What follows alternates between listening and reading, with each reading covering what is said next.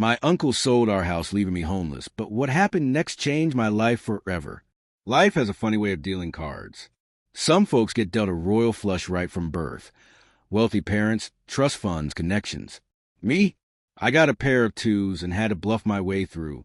The name's Devin Crow. 22 years old and barely keeping my head above water in a rundown motel on the outskirts of Millfield, Ohio.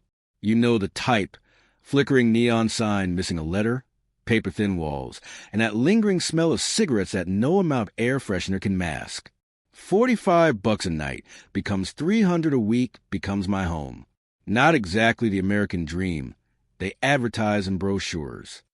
Every night at 11 p.m., I pull on my faded blue uniform with the roadside bakery logo stitched above the pocket. It's a small 24-hour bakery attached to the Sunoco gas station off Highway 33. Minimum wage plus whatever loose change customers leave in the tip jar, which, spoiler alert, isn't much in a town where most folks are just one missed paycheck away from trouble themselves. My manager, Rick, is the type of guy who peaked in high school football 30 years ago and never let anyone forget it.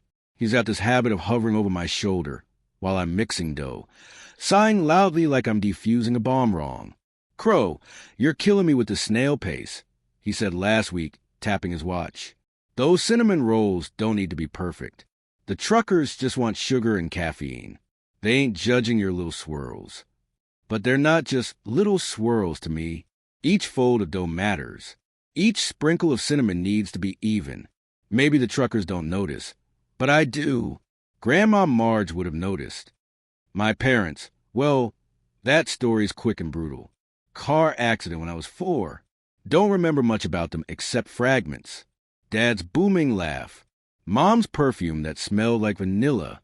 After that, it was just me and Grandma Marge in our little blue house on Maple Street. Grandma Marge was something else. 5'0" with silver hair, always pulled back in a bun. So tight it looked painful. Hands permanently stained with flour and spices. The woman could turn basic ingredients into magic. Her apple cinnamon pie won the county fair 17 years straight until the other contestants practically begged her to become a judge instead. "Baking isn't just about feeding people's stomachs, Devin," she'd say, guiding my small hands as we kneaded dough together. "It's about feeding their souls. Food made with love tastes different. Scientists can't explain it, but grandmas across the world know it's true. Those were the good days. Me standing on a stool in her kitchen, flour dusting my cheeks like war paint, learning secrets passed down through generations. The perfect pie crust requires ice-cold butter. Bread needs to breathe. Apple pie filling should be just the right balance of tart and sweet, like life itself. Then came the winter of my 17th year. Grandma caught what we thought was a bad cold. Turned out to be pneumonia. By the time we got her to the hospital, her lungs were fighting a war they couldn't win. 3 days later, I was standing beside a fresh grave, clutching her recipe book with knuckles gone white. That's when my Uncle Dave swooped in like a vulture, my dad's brother, who hadn't bothered visiting Grandma more than twice in the decade before.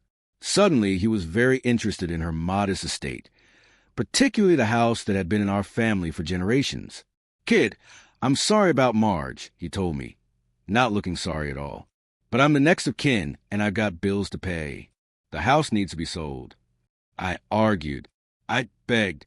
I even consulted a lawyer who explained in sympathetic but clear terms that without a formal will, I had no legal claim. I was still a minor, and Uncle Dave was technically my guardian, though he had zero interest in actually guarding anything except his wallet. 2 months later, the house was sold to a young couple from Columbus. I watched from across the street as they moved in, carrying their IKEA furniture and potted plants into what used to be my home. The woman was pregnant. They seemed nice. I hated them anyway. Uncle Dave gave me $500 from the sale to get started, he said, and a lecture about manning up and finding a real career. The recipe books, photo albums, and a few keepsakes were all I salvaged before everything else went into estate sales or donations. So at 17, with a high school diploma still warm from the printer and $500 to my name, I entered adulthood ahead of schedule. Worked at a warehouse loading trucks for a while. Did some landscaping. washed dishes at the local diner, crashed on friends' couches until their parents started asking questions, eventually landed at the roadside bakery through sheer luck. The previous night baker had been caught stealing energy drinks. My family, what's left of it, thinks my job is hilarious. At the awkward Thanksgiving dinner I was guilt-tripped into attending last year, Uncle Dave slapped my back hard enough to spill my drink. A baker? That's what you're doing with your life? Pies ain't men's work. Devin, my buddy's construction company, is hiring. Real work for real money. His son, my cousin Tyler, snickered. Does the apron make you look like a housewife? I just smiled tightly and ate my dry turkey. What they don't understand is that when I'm elbow deep in dough at 3 a.m., with the radio playing softly and nobody watching over my shoulder, I feel Grandma Marge beside me. In those quiet moments, I'm not some loser in a dead-end job. I'm an artist carrying on a tradition. The customers aren't much better than my family. When they find out I make the baked goods they're buying, most react with surprise followed by amusement. You make these cinnamon rolls? Shouldn't you be working construction or something? Or my personal favorite, baking's a nice hobby, but what's your real career plan? As if creating something with your hands that brings others joy is somehow less valid than shuffling papers in an office or breaking your back on a construction site. As if food, the thing that literally keeps us alive and brings people together, is somehow frivolous. I just smile and ring up their coffee. No point arguing. But in my head, I hear Grandma Marge. People who mock other people's dreams are terrified of examining their own failures. In the back of the roadside bakery, taped inside my locker, is a crumpled magazine clipping. It shows a small corner bakery with large windows and people lined up outside. Sullivan's Bakery, named best in Midwest, reads a headline. That's the dream, my own place. Walls painted the same blue as Grandma's kitchen. Her recipes brought back to life, a place where I could take my time, perfect each item, create food that makes people close their eyes when they take the first bite. Some nights, when I'm kneading dough or washing dishes after shift, I close my eyes and imagine it so vividly I can almost smell the fresh paint and hear the bell above the door jingling as customers walk in. Then Rick shouts something about the coffee pots needing cleaning, and reality crashes back. My motel room has exactly 4 pieces of furniture. A bed with a mattress that sags in the middle, a wobbly table with 1 chair, a 3-drawer dresser missing 1 handle, and a TV stand with no TV. But on the dresser sits my most valuable possession, Grandma Marge's recipe book. Leather-bound, pages yellow with age, filled with her neat handwriting and occasional splatters of vanilla extract or butter. Some pages have notes in the margins. Add more nutmeg if using store-bought eggs, or let rise extra 30 minutes on humid days. Little secrets that make the difference between good and extraordinary. That book is worth more to me than a mansion on the hill.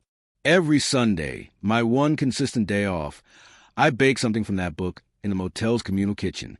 The other residents have gotten used to the smell of fresh bread or cookies wafting down hallways. Mrs. Peterson from room 12, who works night shifts as a nurse, often knocks on my door with a hopeful smile. Mr. Guzman from room 7, who barely speaks English, gives me a thumbs up whenever he sees me carry my mixing bowl toward the kitchen. For all its hardships, life has strange moments of grace.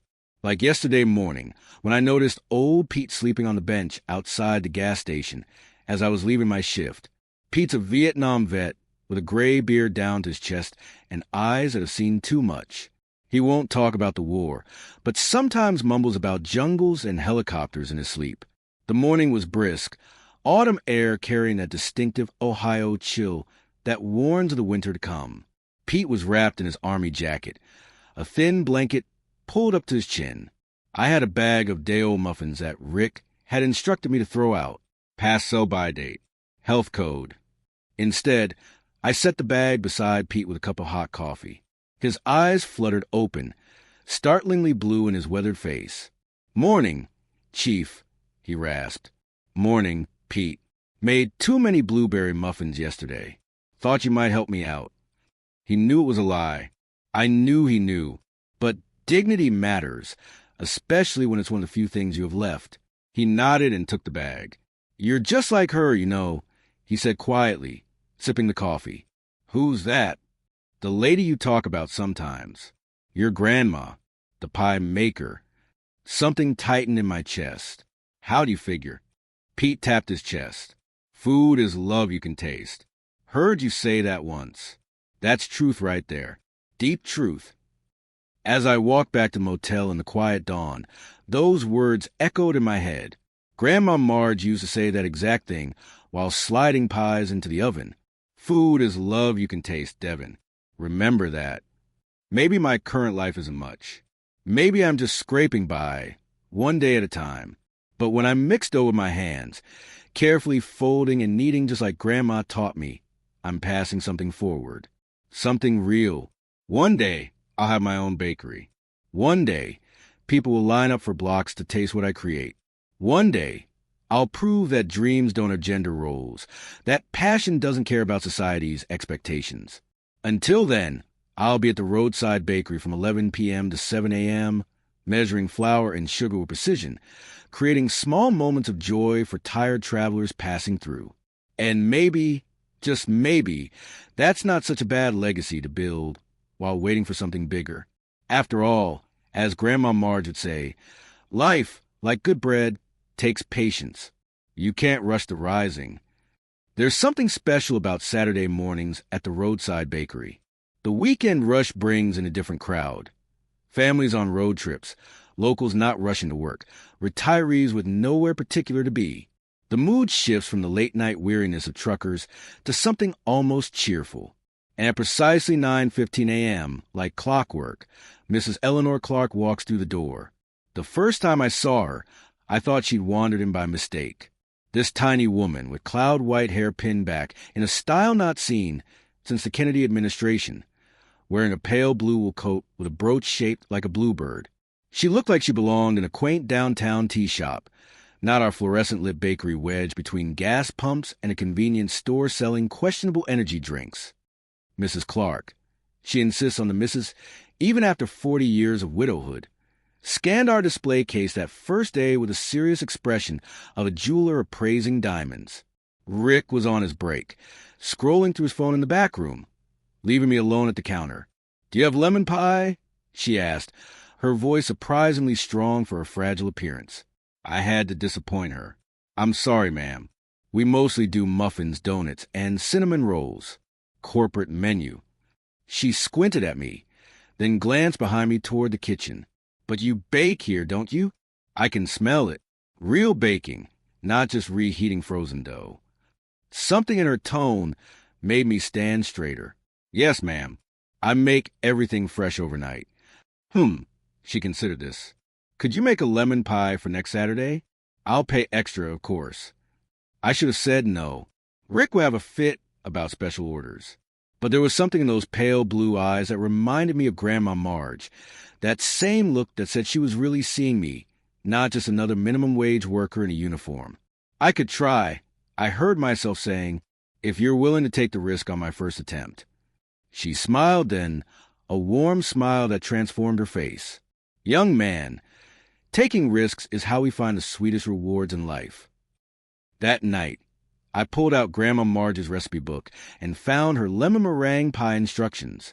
3 pages of detailed notes, including where to find the best lemons, farmer's market in summer, but in winter, look for the imported Sicilian ones at Martinelli's grocery, and how to achieve the perfect meringue peaks, copper bowl if you have it, room temperature egg whites, and patience. I spent my own money on ingredients, came in early, and prayed Rick wouldn't notice me working on something off menu. The pie turned out decent, not Grandma Marge quality, but respectable for a first try. The crust was maybe a touch too dark, and the filling could have been a bit tangier, but the meringue peaks held their shape beautifully. When Mrs. Clark arrived the next Saturday, I nervously presented her with a pie in a box I'd carefully constructed from cardboard and wax paper. She didn't open it in the store, just smiled, paid me $15, almost double what our regular pies would cost, and said, "I'll see you next Saturday, Devin." She remembered my name from my tag the previous week. I spent the whole week wondering if she liked it, or if she was too polite to complain. The following Saturday, she was back, punctual as sunrise. This time, She came with a small notebook. The crust was a bit overdone on the bottom, she said without preamble, and the filling needed more zest. But the meringue was perfect, like clouds on a summer day. My Harold used to say, "You can judge a baker by their meringue." She slid the notebook across the counter. Inside were detailed notes, written in elegant cursive that reminded me of the way teachers wrote before computers took over education. "My lemon pie recipe," she explained. "I won the county fair with it in 1962. Beat out 17 other contestants, including Mabel Peterson, who'd won 3 years running." She didn't speak to me for months afterward. Mrs. Clark chuckled at the memory. "Worth it, though." I stared at the notebook. People don't just give away their prize-winning recipes. That's like handing over family heirlooms to strangers. "I can't accept this," I said, trying to slide it back. She placed her small, veined hand on mine, stopping me. "Harold always said my pie healed his soul. After Vietnam, he had troubles, dark days. But he said that first bite of tangent is followed by sweet. It reminded him that life is balance, that sour moments make the sweet ones more precious." Her eyes took on a faraway look. "He's been gone almost 4 decades now. Who am I saving the recipe for? My nieces use box mix and call it homemade. That second pie, made with Mrs. Clark's recipe, was a revelation. The perfect balance of tart and sweet, a crust that practically melted on the tongue, a meringue so light it seemed to defy gravity. Rick noticed me making it, but surprisingly didn't object after I explained it was a special order. Maybe even he could recognize that there was something almost sacred about continuing a recipe that had brought so much joy. Saturday became the highlight of my week. Mrs. Clark would arrive, we'd exchange the pie for payment, and she'd stay for a few minutes to chat. Sometimes longer if the store wasn't busy. She'd tell me stories about Harold, how they met at a USO dance in 1959, how he proposed after just 3 weeks, how they built their little house on Elm Street with their own hands. And she'd talk about baking, techniques her mother taught her, disasters she'd overcome. The Great Thanksgiving Pie Fire in 1973 was particularly entertaining. Competitions she'd won. In return, I shared stories about Grandma Marge and her baking wisdom. "Your grandmother was right about cold butter and pie crust," Mrs. Clark confirmed one day. "But did she ever tell you about grating it frozen instead of cutting it in? Changes everything." One quiet Saturday in late autumn, with rain pattering against the windows and the store empty except for us, Mrs. Clark studied me as I wiped down the counter. "You don't belong here," she said suddenly. I looked up, startled. "Excuse me?" "This place." She gestured around at the fluorescent lights, the laminated menus, the corporate-approved decor. "It's all plastic and preservatives. Your soul is butter and flour and real vanilla extract." I laughed, though something in my chest tightened. Not much call for souls like mine these days. Most people just want fast and cheap. She shook her head firmly. "That's what they tell themselves because that's what's available. But give people a taste of the real thing, something made with skill and heart, and watch how quickly they remember what food is supposed to be." The conviction in her voice made me stand straighter. For a moment, I could see it. My own bakery, sunlight streaming through windows, the scent of fresh bread, and pies cooling on racks. Then the bell over the door jangled as a customer entered, and reality crashed back. "There's something in your pies," Mrs. Clark told me one day in early December. Something more than ingredients. The bakery smelled of the gingerbread cookies I'd been experimenting with for the holiday season. Outside, the first serious snow of winter was falling, transforming our dingy parking lot into something almost beautiful. "What do you mean?" I asked, sliding a gingerbread man across the counter for her to try. She took a small, deliberate bite before answering. "You bake like I used to, with all your hurts and hopes mixed right in with the sugar and flour. I can taste it." She tapped her chest. "Right here." I felt my face grow warm. No one had spoken about my baking that way since Grandma Marge. My Harold always said I baked my feelings. Said he could tell what kind of day I'd had by the first bite of dinner roll. She smiled at the memory.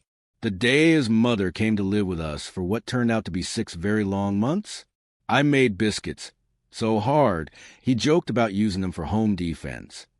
We both laughed, and something eased in my chest, a tension I hadn't realized I was carrying. It became a ritual. Each week I'd try to perfect a lemon pie, and each week Mrs. Clark would offer gentle critiques and encouragement. But more than that, she actually saw me, not just a uniform or the job title or the guy behind the counter, but me, Devin, with dreams bigger than a gas station bakery. Around Christmas, Rick decided we needed to push pecan pies for the holidays, a corporate directive to increase seasonal sales. I had to adjust my schedule to accommodate both the regular baking and Mrs. Clark's special order. That Saturday, when I handed her the familiar box, I'd included something extra, a small note tucked under the pie. Nothing fancy, just one of Grandma Marge's sayings that were on my mind. Sweetness doesn't hide bitterness. It transforms it. I wasn't sure she'd even notice it. But the following Saturday, her eyes were brighter when she arrived, and she slipped a folded piece of paper across the counter to me along with her payment. Harold's favorite saying, the note read, "The best view comes after the hardest climb." Soon, we were exchanging notes regularly. Sometimes recipes, sometimes quotes, sometimes just observations. I'd write about the particular quality of light at 5 a.m. when I was finishing my shift, or how the first batch of dough feels different from the fifth. She'd write about the cardinal that visited her bird feeder every morning, or how her arthritis could predict snow better than any meteorologist. Small things, ordinary things, but in the sharing, they became something more. January brought record cold to Ohio, the kind that freezes car doors shut and makes exposed skin burn. Most of our regulars stayed home when possible, but every Saturday, bundled under layers of scarves and her faithful blue coat, Mrs. Clark would appear. "You shouldn't have come out in this weather," I told her one particularly brutal morning, when the temperature had barely climbed above zero. The pie would have kept until next week. She unwound a scarf to reveal pink cheeks and bright eyes. "At my age, young man, you don't postpone small pleasures. Tomorrow isn't guaranteed to anyone, but especially not to someone approaching 80. By February, I'd started adding different notes to her pies, quotes from Grandma Marge's recipe book margins, bits of kitchen wisdom, even my own thoughts sometimes. Mrs. Clark seemed to cherish them, occasionally mentioning something I'd written weeks before. Your note about patience being the secret ingredient. Harold used to say something similar.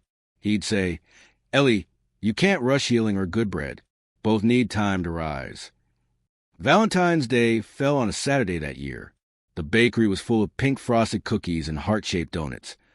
Rick's attempt to cash in on the holiday. When Mrs. Clark arrived, I presented her with the usual lemon pie, but I decorated the top with meringue peaks shaped into a heart pattern. Just a little holiday spirit. I mumbled, suddenly feeling foolish. She wasn't my grandmother. After all, just a customer with whom I'd struck up a friendship.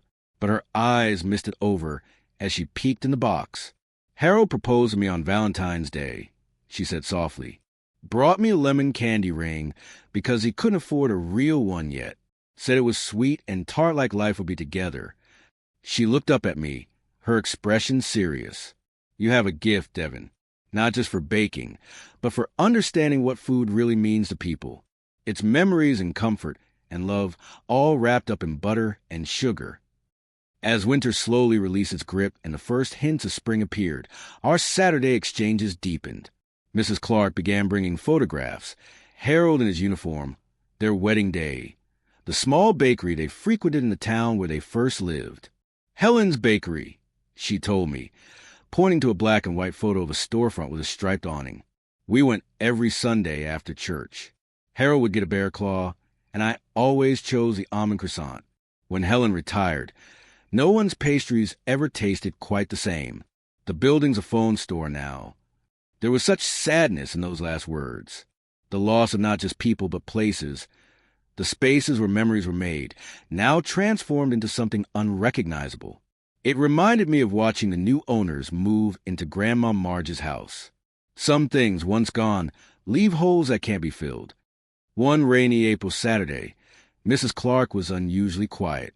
She accepted her pie with a distracted smile, and I noticed her hands tremble slightly. "Everything okay?" I asked, keeping my voice casual. She was a private person for all our exchanges. She seemed to consider the question carefully. Do you ever wonder, Devin, if the paths not taken might have led somewhere better? The question caught me off guard. Sometimes, I admitted, but Grandma Marge used to say regrets are just signposts showing what matters most to us. Mrs. Clark nodded slowly. Harold wanted to open a restaurant after he came back from Vietnam. Nothing fancy, just home cooking and pies. I was afraid. The economy was uncertain. We had a mortgage, medical bills from his time overseas. I convinced him we couldn't take the risk. She stared out at the rain. He took a job at the factory instead. 32 years until retirement, then a heart attack 6 months later. Sometimes I wonder if his dream dying took something essential from him long before his heart gave out. The weight of her words settled between us. The weight of choices made and unmade, of safety chosen over passion, of practical concerns drowning dreams. It's not too late for you, she said suddenly, her eyes intense on mine. You're young. You have the talent. Don't wait until you're my age to wonder what might have been. After that conversation, I started adding something new to each note. Rough sketches of how I imagine my future bakery. Floor plans drawn on napkins. Display case arrangements. Even a logo, Marge's Legacy, in flowing script. Mrs. Clark responded with her own suggestions. Where the counter should go, what kind of lighting works best, how to arrange seating. Her years of patronizing small bakeries had given her keen insights into what worked and what didn't. It was a fantasy, of course. A shared daydream between a minimum wage baker and an elderly widow.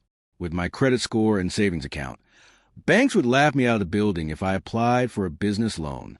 But something about putting the dream on paper, about sharing it with someone who didn't scoff, made it feel less impossible, like drawing a map to a place I might someday visit. Spring blossomed into early summer. Mrs. Clark's Saturday visits continued, but I noticed subtle changes. She moved more slowly, seemed more tired.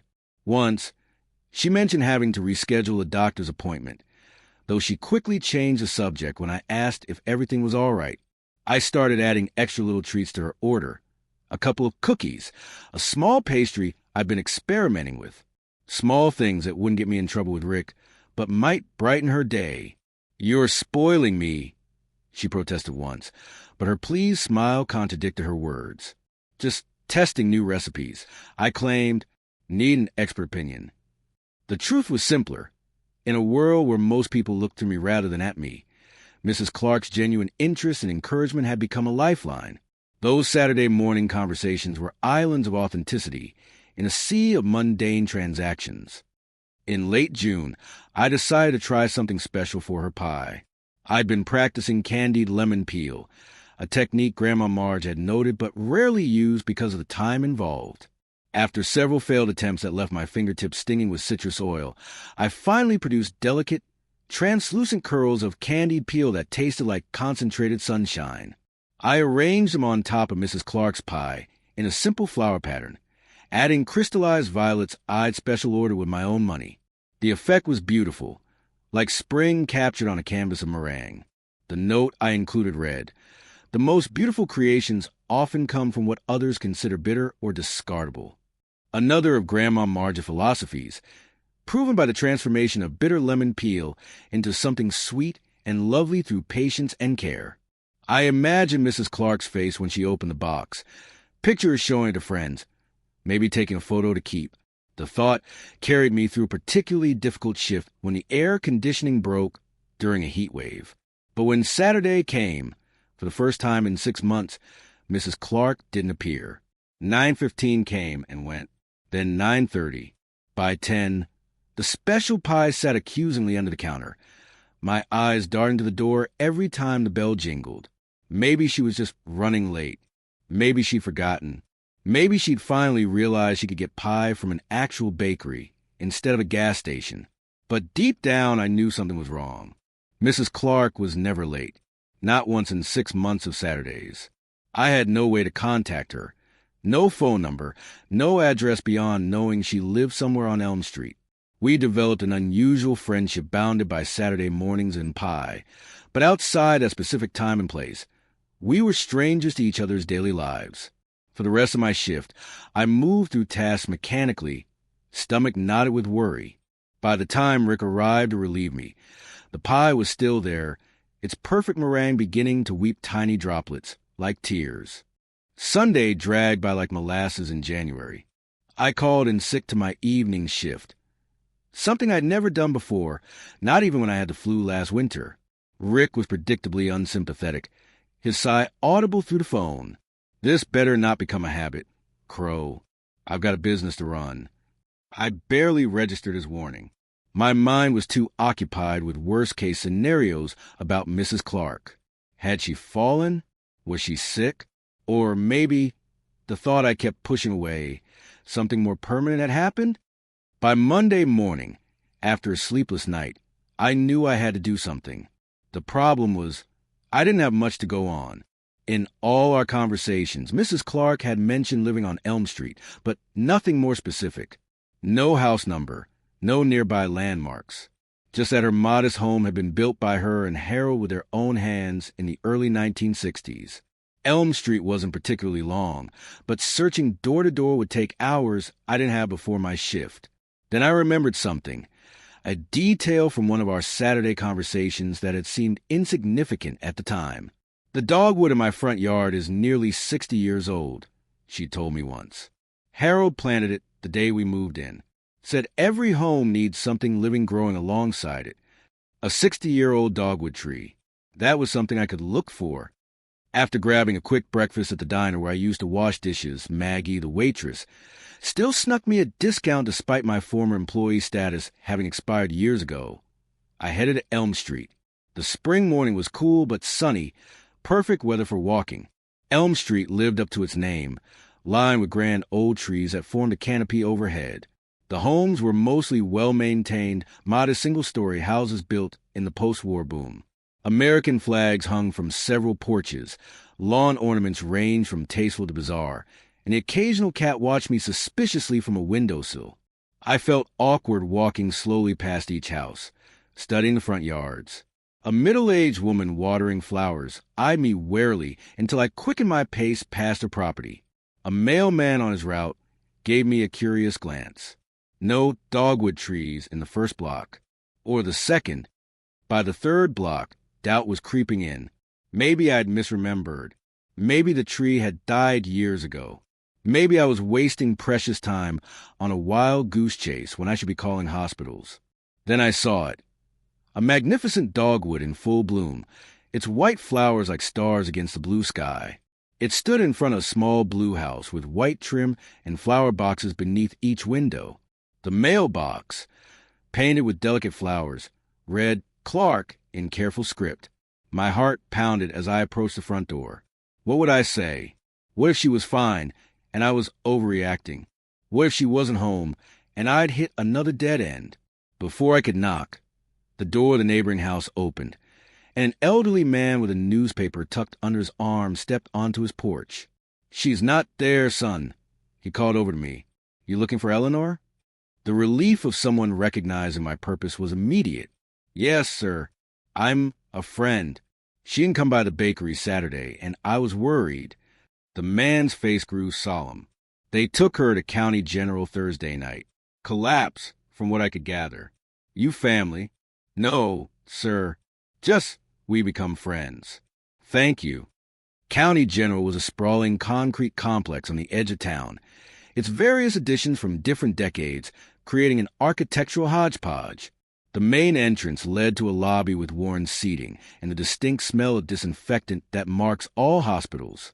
The receptionist was efficiently unhelpful. I can only provide information to immediate family members. I tried explaining my connection to Mrs. Clark, but hospital policy was hospital policy, without a last name matching hers or a shared address. I was just another visitor to be politely rebuffed. Dejected, I retreated to a chair in the corner of the lobby, trying to figure out my next move. That's when I noticed a familiar face by the coffee machine. Pete, the homeless Vietnam vet who sometimes slept near the gas station. Pete wasn't in his usual army jacket, but a hospital volunteer vest. He caught my eye and nodded in recognition. "Didn't expect to see you here, Chief," Pete said, approaching with a slight limp. More pronounced a day than usual. I could say the same. I replied, genuinely surprised. You volunteer here? Pete shrugged. 3 days a week. VA got me set up with it. Turns out helping folks makes the noise in my head quieter. He tapped his temple. Who you here to see? When I explained about Mrs. Clark, something shifted in Pete's weathered face. Eleanor Clark? Harold Clark's widow? The coincidence knocked me back. You knew her husband? Same unit in Nam. Good man. Saved my hide more than once. Pete's eyes took on that distant look they sometimes had. Hadn't thought about Harry in years. Eleanor's here, you say? 20 minutes later, Pete had worked his volunteer magic. No one questioned his right to lead me through the maze of hospital corridors, nodding to nurses who clearly knew him well. We took an elevator to the 4th floor. Oncology. The word hit like a physical blow. Cancer. Of course. Pete seemed to read my thoughts. Doesn't mean it's terminal. Could be treatment. Could be testing. But the grim set of his mouth told a different story. Mrs. Clark's room was at the end of a quiet hallway. Pete stopped outside. I'll let you go in alone. Tell her... He hesitated. Tell her Pete Donovan sends his regards. Harry would have wanted someone looking out for her. Room 417 was dimly lit, the blinds drawn against the morning sun.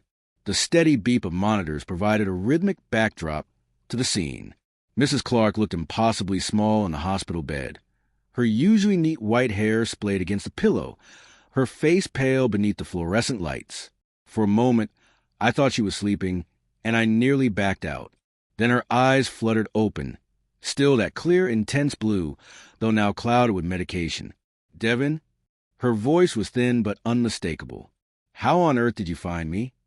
I moved to her bedside, relief washing over me at hearing her speak. The dogwood tree. You mentioned it once. It seemed important she'd know I'd been listening all those Saturdays, that her words had mattered. A smile touched her lips. Harold always said that tree would outlive us both. Seems he was right. Mrs. Clark's condition became clear through our careful conversation. Pancreatic cancer, diagnosed months ago. She'd been in treatment since January, explaining the fatigue I'd noticed, but she'd carefully disguised. Thursday night was a bad one, she admitted. The doctors say things are progressing faster than they'd hoped. The clinical euphemism hung in the air between us. Progressing. As if death were an achievement to unlock. Why didn't you tell me?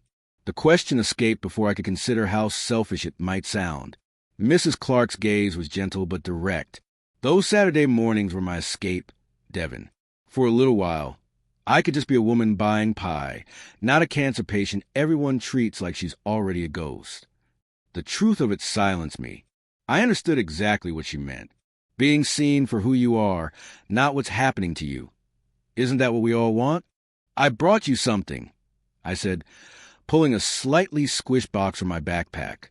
The pie inside was no longer picture-perfect after being carried across town, but it was still the special one I'd made with the candied lemon peel and crystallized violets. Her eyes lit up. My Saturday pie on a Monday. What a lovely surprise. I helped her sit up slightly and opened the box on a rolling tray. The pie had survived better than I'd expected, though the meringue had deflated somewhat. It's beautiful, she whispered, reaching out to touch one of the candied lemon curls. Like something from a fancy patisserie, not a gas station bakery. I followed your instructions about the filling. I told her, and added something extra with the candied peel. Grandma Marge used to make it for special occasions. Special indeed. Her smile was tired but genuine. Would you mind?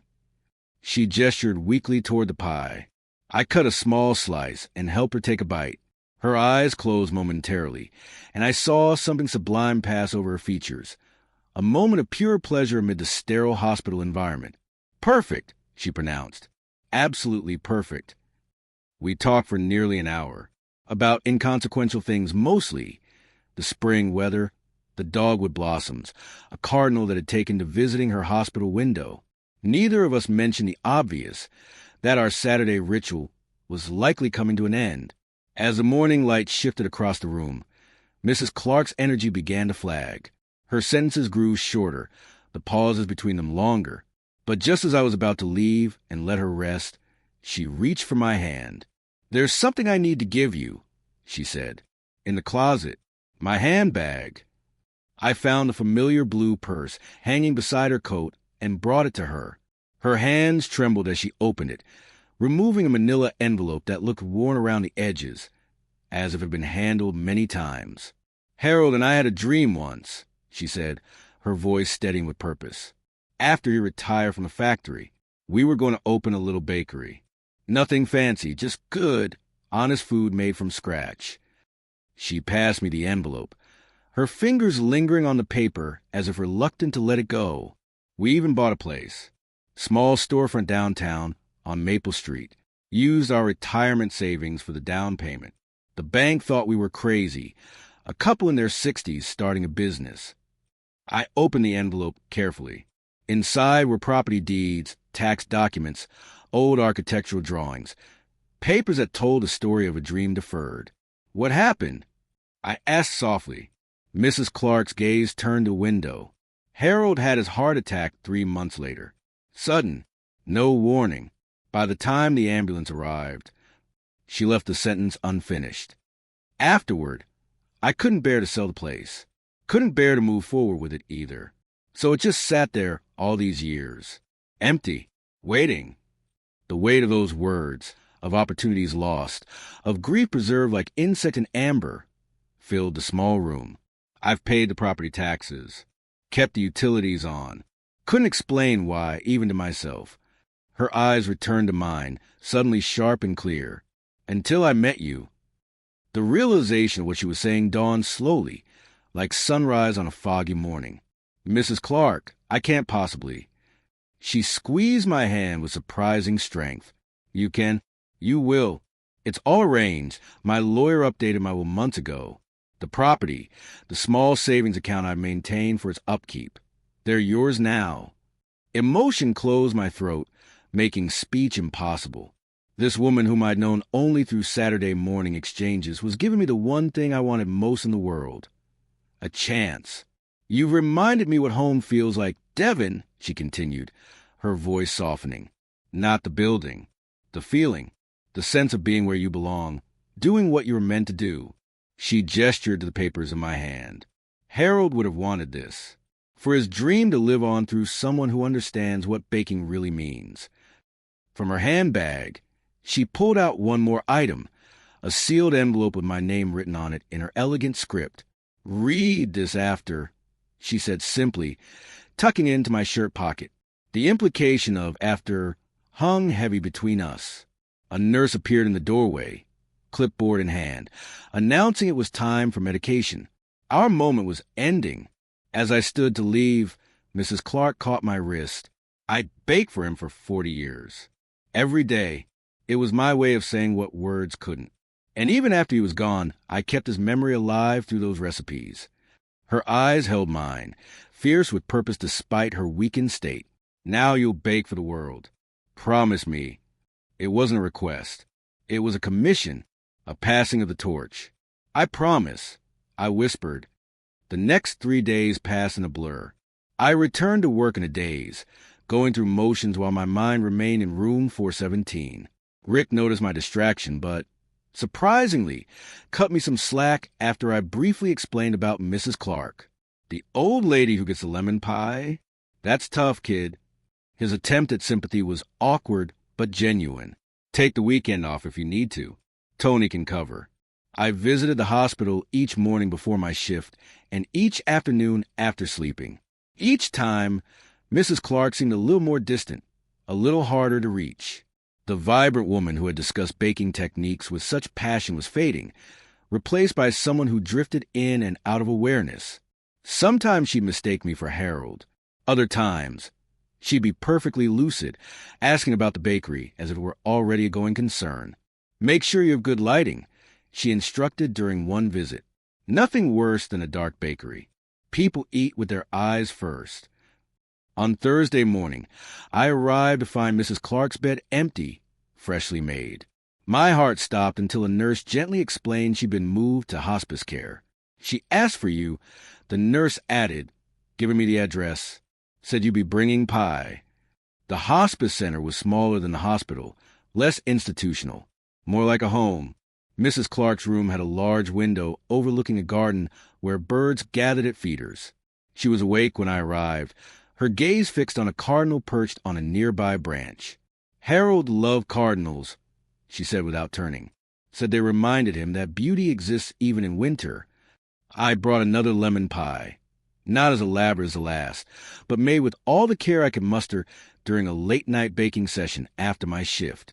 "One last Saturday pie," I said, "except it's Thursday." Her smile was ghostly. "Close enough." We didn't talk much. Words seemed inadequate for the moment.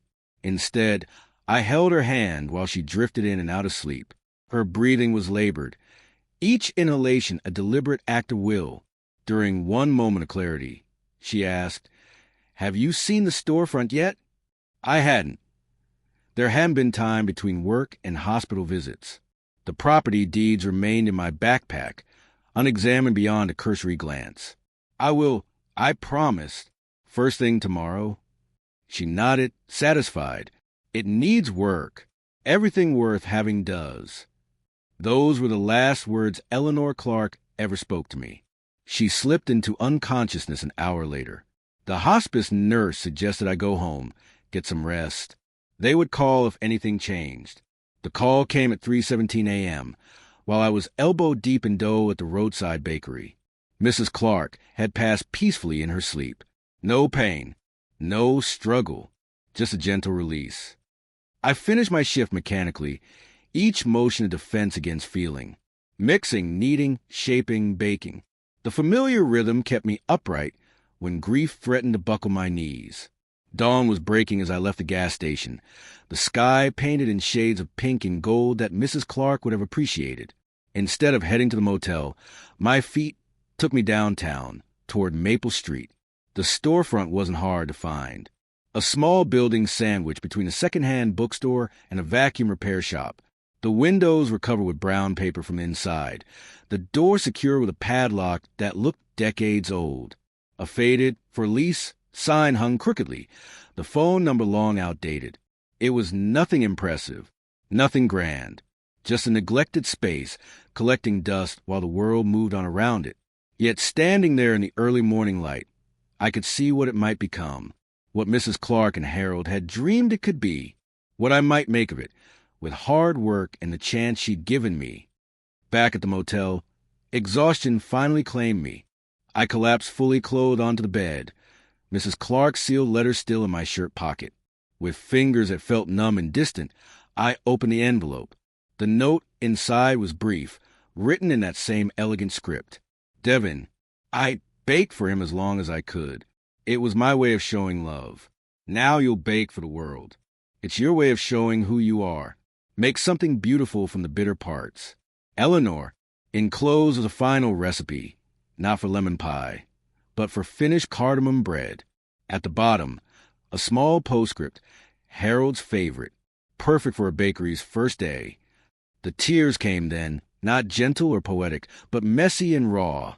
I cried for Mrs. Clark and her Harold, for dreams deferred and chances lost, for Grandma Marge and her unfulfilled potential, for the years I'd spent doubting my own worth because others couldn't see it. And somewhere in that storm of grief, a seed of determination took root. A promise made at a hospice bedside became a vow. I would bake for the world, and I would begin tomorrow. The morning after Mrs. Clark's funeral was bright and clear, the kind of spring day that feels like a personal insult when you're grieving. I stood in front of the storefront on Maple Street, keys in hand, staring at what would either become my future or my biggest failure. With my savings from the gas station job, plus the $2,800 Mrs. Clark had left in the property maintenance account, I had exactly $3,100 to transform a decades-abandoned building into a functioning bakery. You didn't need to be a financial genius to know that wasn't nearly enough. When I finally unlocked the padlock and pushed open the door, a wave of dust and stale air greeted me. Cobwebs decorated the corners like macabre party streamers. The linoleum floor was cracked and peeling, revealing concrete beneath.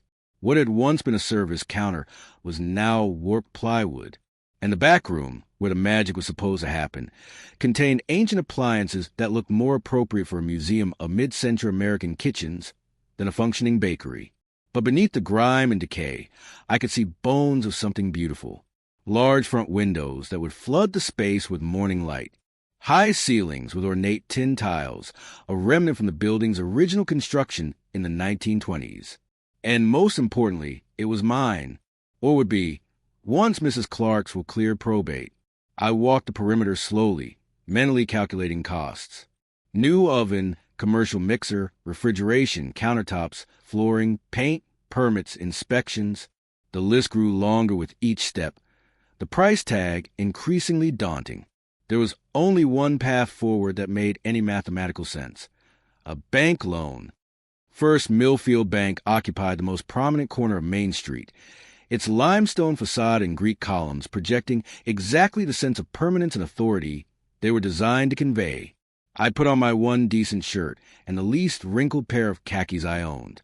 My business plan, painstakingly created over 3 consecutive all-nighters, sat in a folder under my arm. The loan officer, Mr. Peterson, looked about 50, with the practiced smile of someone who had delivered thousands of disappointments with professional courtesy.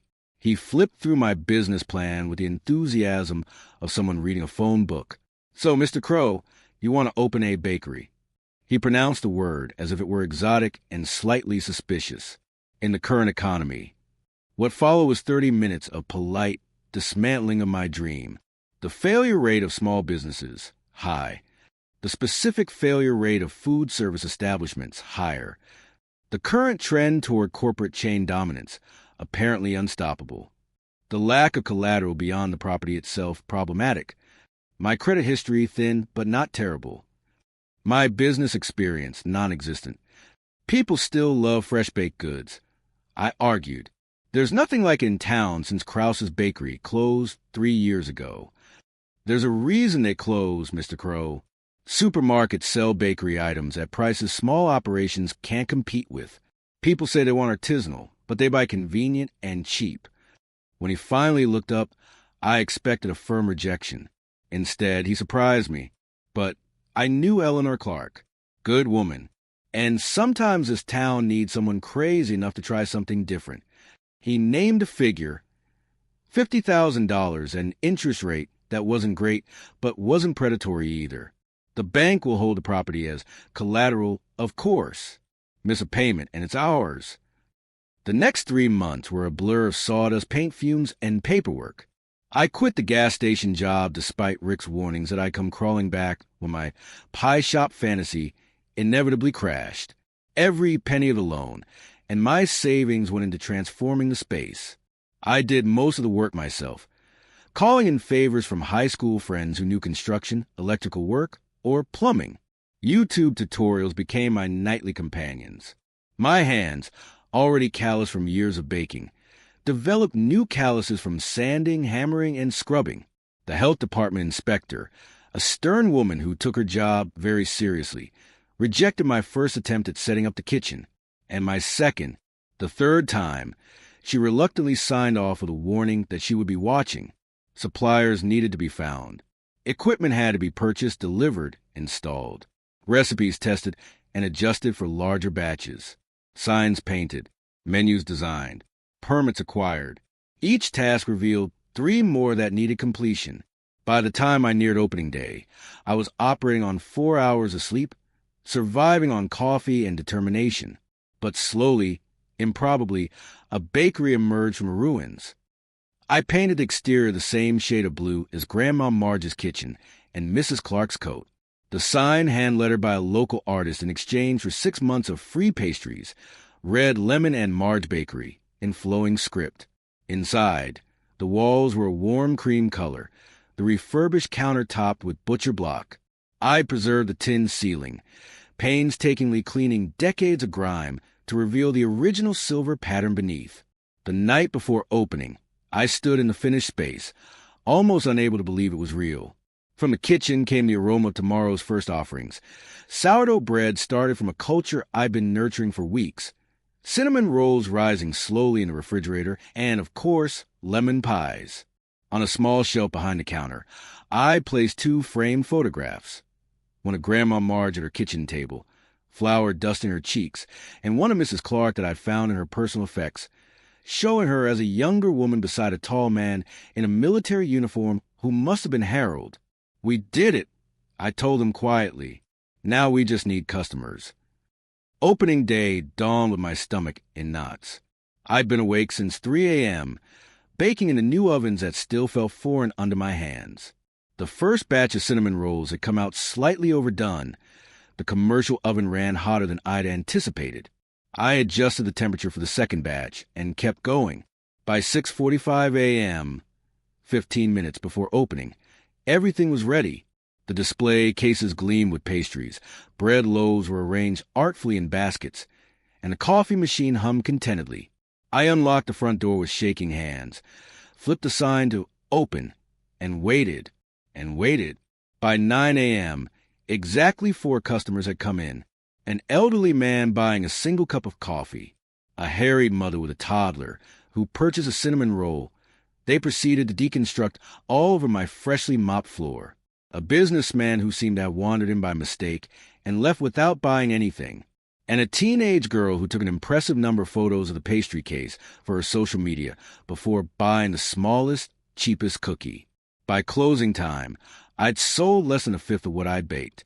The rest would go stale overnight. A financial loss I couldn't afford to repeat. As I swept up crumbs from a handful of customers who trickled in throughout the day, doubt crept in like the evening shadows. Had I made a colossal mistake? Was Mr. Peterson right about supermarkets and convenience? Had I dishonored Mrs. Clark's gift by squandering it on an outdated dream? The second day wasn't much better. Or the third. By the end of the first week, I was already dipping into the small emergency fund I'd set aside for slow periods. At this rate, I'd be out of business in a month. In desperation, I tried a new approach. I packaged up the day's leftover pastries and bread and drove to the local homeless shelter. The director, a no-nonsense woman named Gloria with silver braids coiled atop her head, eyed the boxes suspiciously. "We don't need your stale leftovers, young man. These folks have dignity." My face burned with shame. "They're not stale. They're today's. Fresh. I just can't sell everything I make yet. Seems wrong to throw it away." Gloria's expression softened slightly.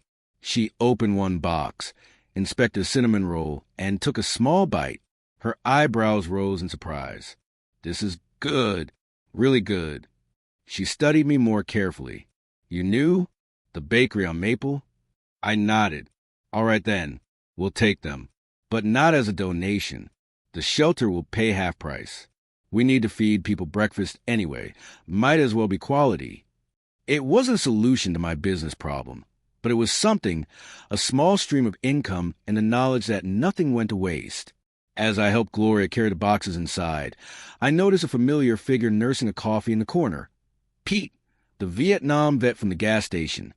"Your cinnamon rolls beat the hell out of those gas station ones," Pete told me the next morning when he showed up at the bakery door right at opening.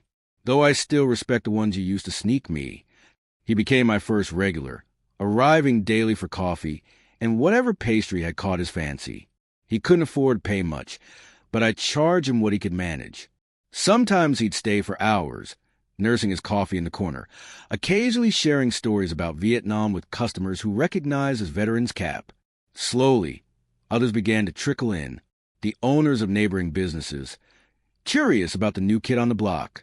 A few elderly residents who remembered when downtown had multiple bakeries and butcher shops before the supermarkets drove them out. Young parents with children in tow, tired of mass-produced treats with ingredient lists longer than their arms. Not enough to make a profit. Not yet, but enough to kindle hope. In my second month of operation, I introduced a new tradition. Small handwritten notes tucked into each bakery box or bag.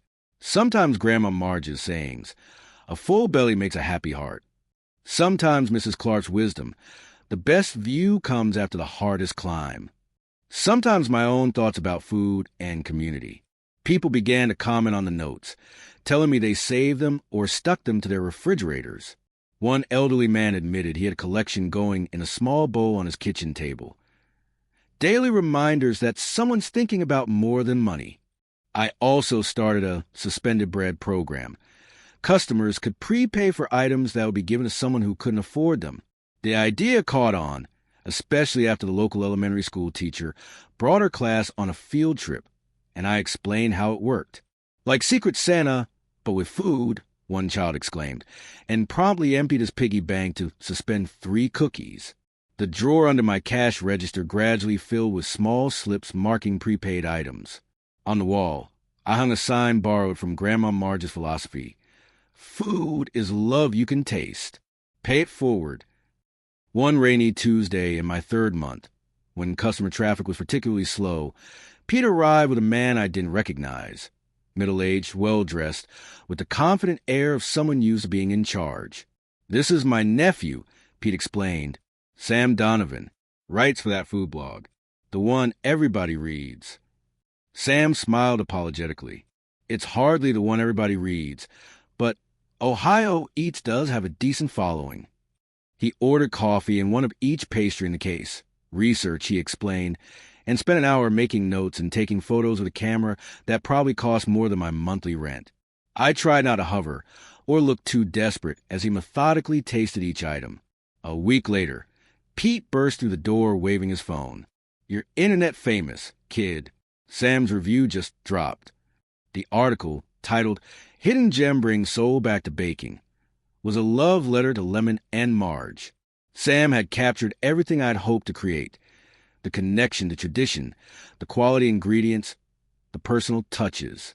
He'd even included the story behind the name, pieced together from Pete's recollections and his own interview with me. The final paragraph sent a shiver down my spine. In a world of automated, soulless food production, Lemon and Marge reminds us what we've been missing. Not just flavor, but connection. Each bite tastes like someone cared enough to do things right. If you're within driving distance of Millfield, this bakery alone justifies the trip. The next morning, I arrived at 3 a.m. as usual to begin baking. At 6:30, I went to unlock the front door and froze. A line of people stretched down the sidewalk. At least 30 customers waiting in the pre-dawn chill. "Are you all here for the bakery?" I asked stupidly, keys dangling from my hand.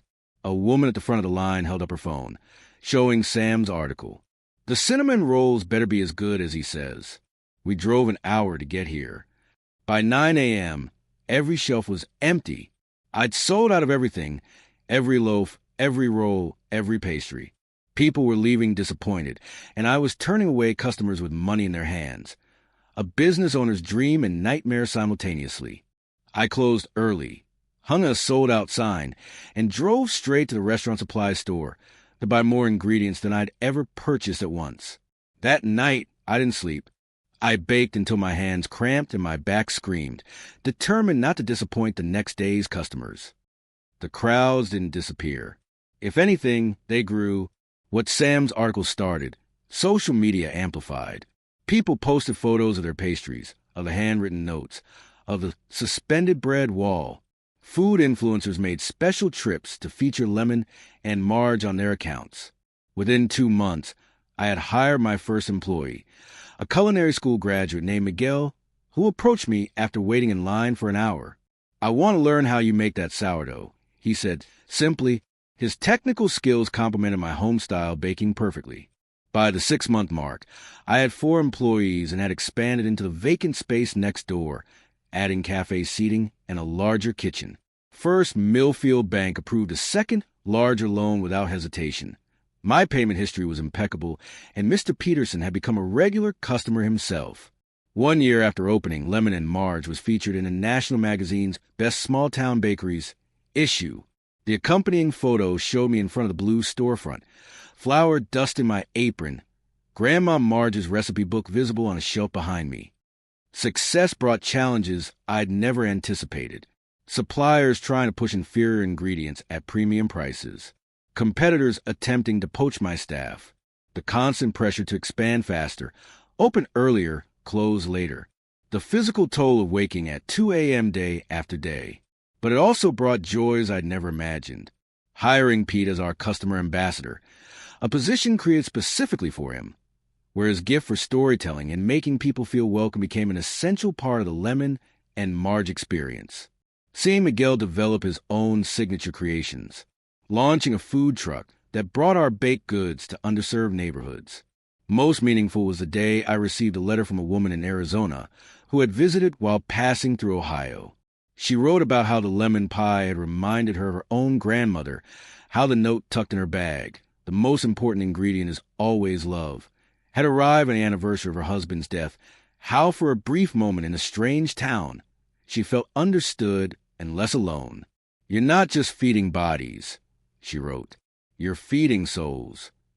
3 years after opening day, I stood in front of Grandma Marge's grave, a bouquet of fresh flowers in hand.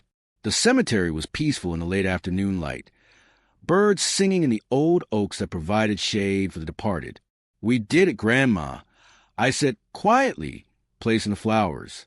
"That thing you always said about food being love you can taste, turns out a lot of people were hungry for that kind of love." From there, I drove to the newer section of the cemetery, where Mrs. Clark rested beside her herald. Her simple headstone bore the inscription she had chosen: "Beloved wife who baked with love." I placed a second bouquet and stood in silence for a moment, imagining her satisfaction at what her gift had accomplished. "The bakery is doing well," I told her, feeling only slightly foolish for speaking aloud. "We're opening a second location next month. And I hired 2 veterans last week, one just back from Afghanistan. Figured you and Harold would approve." As I turned to leave, an older couple was setting flowers on a nearby grave. The woman smiled at me. "Excuse me, but are you the young man from Lemon and Marge Bakery? I recognize you from the newspaper." When I nodded, her face lit up. "Your cinnamon rolls got my Arnold eating breakfast again after his heart surgery. Doctor said it was too much sugar. But I say at 82, joy matters more than a few extra calories." Arnold, presumably the elderly gentleman with her, winked at me over his wife's shoulder. As the sun set beyond the cemetery gates, I realized something profound had shifted in my life's equation. The path from that neglected kid in a motel room to this moment hadn't been straight or easy. It had twisted through loss and doubt, through nights of bone-deep exhaustion and moments of crushing uncertainty. But the journey had transformed me as surely as heat transforms dough into bread. What Mrs. Clark and Grandma Marge had given me wasn't just recipes or property or encouragement, though those gifts were immeasurable. They had shown me that legacy isn't measured in dollars or fame, but in how many lives you touch with genuine care. Every day at Lemon and Marge, we feed hundreds of people. Some are just grabbing coffee and a muffin on their way to somewhere important. Others linger at the tables, finding community in a world increasingly designed to isolate. But all of them, whether they realize it or not, are tasting more than butter and flour and sugar. They're tasting the culmination of generations of women who believe food made with love matters. They're tasting one young man's refusal to abandon a dream that others mocked. They're tasting what happens when we honor the past while creating something new. As I drove back toward town, toward the warm lights of the bakery where Miguel will be finishing the day's cleanup, I thought about the note I'd include in tomorrow's bags and boxes. Life, like the best recipes, requires equal measures of courage and patience. The result is worth the wait.